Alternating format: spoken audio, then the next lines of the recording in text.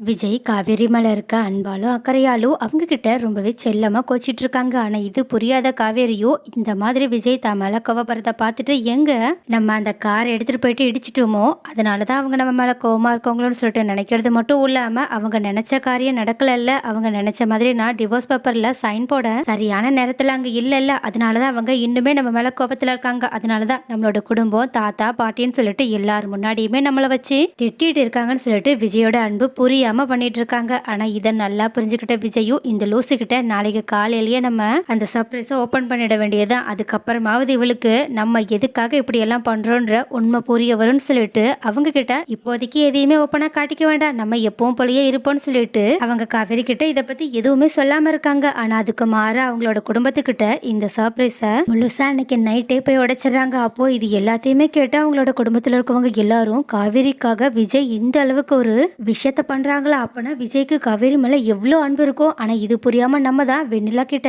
எங்க விஜய் போயிடுவாங்களோ காவேரிய கண்டுக்காம விட்டுருவாங்களோ சொல்லிட்டு தப்பா நினைச்சிட்டோமேன்னு சொல்லிட்டு அந்த நினைப்ப பத்தி யோசிச்சே எல்லாருமே வருத்தப்பட்டுட்டு இருக்காங்க.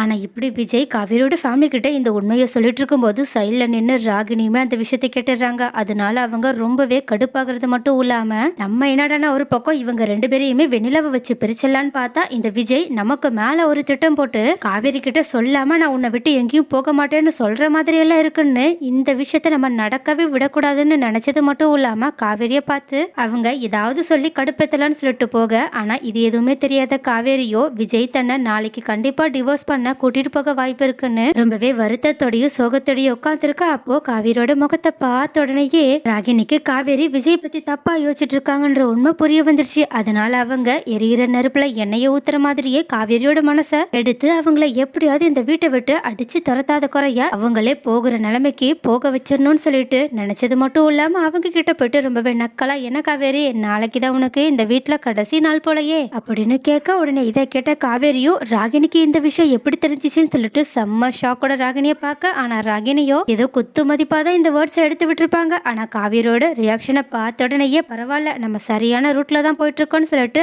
அந்த வார்த்தையே பிடிச்சிட்டு ராகினி காவேரியோட மனசை கெடுக்கிற மாதிரி அவங்க கிட்ட நாளைக்கு விஜய் உன்ன சூப்பரான ஒரு இடத்துக்கு கூட்டிட்டு போக போறாங்களாம், அதை பத்தி உன்னோட குடும்பத்துக்கிட்ட கூட பேசிட்டு இருந்தாங்க. சொல்ல போனா அவங்களையுமே அவங்க கூட வர சொல்லியிருந்தாங்க. எனக்கெல்லாம் இதை பார்க்கும்போது பேசாம உங்க எல்லாரையுமே குடும்பத்தோட இங்க இருந்து விரட்டி அடிக்க போறாங்க போலயே. என்ன வெண்ணிலா கூட சந்தோஷமா இருக்கிறத உனக்கு பார்த்தா பிடிக்காதுன்னு விஜய்க்கு ஏற்கனவே தெரிஞ்சிருக்கு. அதனாலதான் உங்க எல்லாரையுமே வேற ஒரு இடத்துக்கு மாத்த போறாங்கன்னு சொல்லிட்டு அவங்க பாட்டுக்கு அவங்களோட வாயில வந்தது எல்லாத்தையுமே அடிச்சு விட்டுட்டு இருக்கா. ஆனா இது எல்லாத்தையுமே காவேரி கொஞ்சம் கூட சந்தேகமே படாம நம்பிட்டு இருக்காங்க. இருந்தாலும் ராகினி முன்னாடி தான் வீக்கானதை காட்டிக்க கூடாதுன்றதுக்காக ராகினி முன்னாடி காவேரி கெத்தா காட்டி அவங்கள சமாளிச்சுட்டு இருக்க. ஆனா இன்னொரு பக்கமும் இந்த மாதிரி காவேரியை பார்த்து பேசலாம்னு சொல்லிட்டு வந்த விஜய் ராகினி காவேரி கிட்ட பேசிட்டு இருக்கிறது எல்லாத்தையுமே ஒட்டு நின்று கேட்டுறாங்க. அது மட்டும் இல்லாம காவேரி கஷ்டப்படுறத தாங்க முடியாத விஜயோ பேசாம இன்னைக்கு நைட்டே நம்ம இந்த உண்மையை ஓபன் பண்ணிடலாம், நாளைக்கு நம்ம ஆபீஸ்ல கொடுக்க வேண்டிய சர்ப்ரைஸை கொடுத்துக்கலாம்னு சொல்லிட்டு காவேரி கிட்ட உண்மையை சொல்றதுக்காக வர, அப்ப கரெக்டா விஜய் வரத பார்த்த ராகினியோ எதுவுமே நடக்காத மாதிரி அங்க இருந்து கிளம்பி போறாங்க. உடனே விஜய் காவேரி கிட்ட உண்மையை சொல்லலாம்னு சொல்லிட்டு போகும்போதுதான் திடீர்னு வெண்ணிலாவோட வாய்ஸ் அவங்களுக்கு கேக்குது.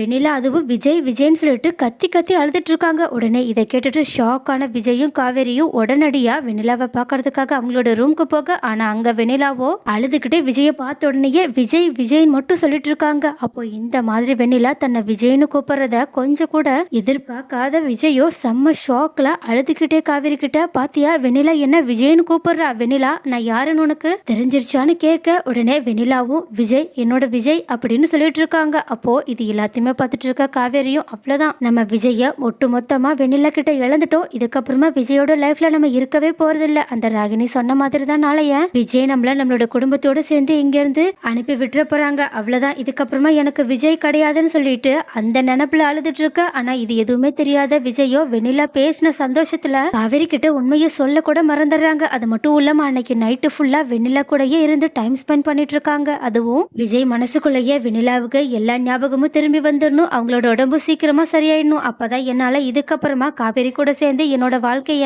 புதுசா ஆரம்பிக்க முடியும்னு சொல்லிட்டு அந்த நினைப்புல நினைச்சிட்டு இருக்க. ஆனா இது எதுவுமே தெரியாத காவேரியும் ராகினி சொன்னதுதான் உண்மை, விஜய்க்கு நம்மளை விட வெண்ணிலா தான் முக்கியமா போயிட்டாங்க. அது மட்டும் இல்லாம வெண்ணிலாவும் விஜய் மேல அவ்வளோ அன்பா இருக்காங்க, கண்டிப்பா அவங்க விஜய என்கிட்ட விட்டு தரவே மாட்டாங்கன்னு புரியாம ஏதேதோ பத்தி யோசிச்சுட்டு இருக்கிறது மட்டும் இல்லாம நைட்டு ஃபுல்லா உட்காந்து அழுதுட்டு இருக்காங்க. அது மட்டும் இல்லாம காவேரி இந்த மாதிரி கஷ்டப்பட்டு இருக்கிறது எல்லாத்தையுமே ராகினியுமே பார்த்து ரொம்பவே சந்தோஷப்பட்டுட்டு இருக்காங்க.